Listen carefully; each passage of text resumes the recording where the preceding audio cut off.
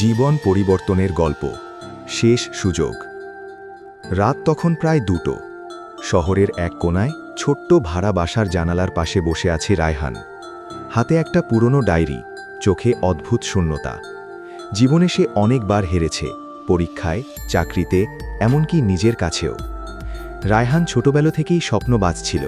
সে বড় হয়ে কিছু একটা করবে, এমন স্বপ্ন তার চোখে সবসময় ভাসত। কিন্তু সময়ের সাথে সাথে সেই স্বপ্নগুলো যেন ধীরে ধীরে মরে যেতে থাকে। কলেজে ফেল, বন্ধুরা একে একে সফল হয়ে যায়, আর সে পড়ে থাকে একই জায়গায়। একদিন বাবা অসুস্থ হয়ে পড়লেন।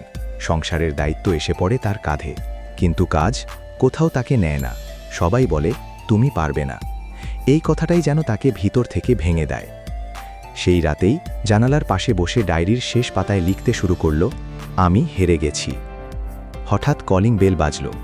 দরজা খুলতেই সামনে দাঁড়িয়ে তার স্কুলের পুরনো শিক্ষক রহমান স্যার। অনেক বছর পর দেখা। স্যার ঘরে ঢুকে বললেন, তোর খবর শুনে এলাম, কেমন আছিস? রায়হান মাথা নিচু করে বলল, ভালো না স্যার, আমি কিছুই পারি না। স্যার হেসে বললেন, এই কথাটা তোকে কে বলেছে? সবাই।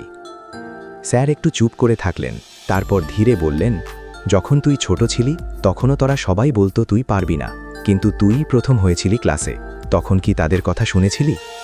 রায়হান চুপ। স্যার আবার বললেন, শোন, জীবনে হার মানা মানে শেষ না, হার মানা মানে তুই চেষ্টা বন্ধ করে দিয়েছিস।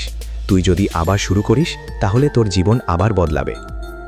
রায়হানের চোখে পানি চলে আসে। কিন্তু স্যার, আমি কোথা থেকে শুরু করব? স্যার ডায়েরিটা তুলে নিয়ে বললেন, এখান থেকেই, যেখানে তুই শেষ করতে চেয়েছিলি সেখান থেকেই শুরু কর। পরদিন সকাল। অনেকদিন পর সূর্যের আলোটা তার কাছে নতুন লাগছিল। সে সিদ্ধান্ত নিল, আজ থেকে নতুন শুরু। প্রথমে ছোট একটা কাজ নিল, একটা দোকানে। তারপর রাত জেগে পড়াশোনা শুরু করল।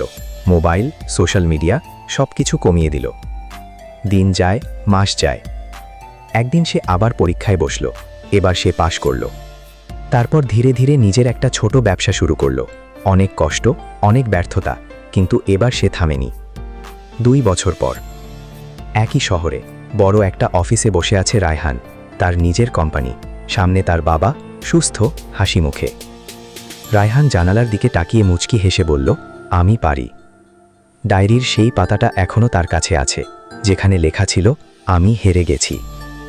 আর তার নিচে নতুন করে লেখা, আমি আবার শুরু করেছি। শিক্ষা। জীবনে যত বড়ই সমস্যা আসুক, শেষ বলে কিছু নেই।